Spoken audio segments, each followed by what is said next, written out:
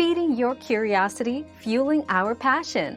Let's satisfy our quest for knowledge with today's question. 1. Identify the type of beep.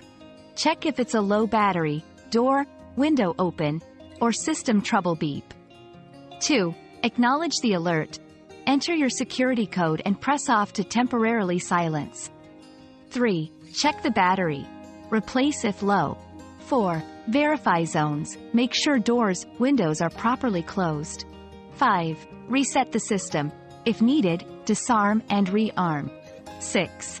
Contact ADT. If the issue persists, call ADT customer service for assistance. Your daily dose of discovery ends here, but the journey of learning never stops. Subscribe and join us again for more answers tomorrow.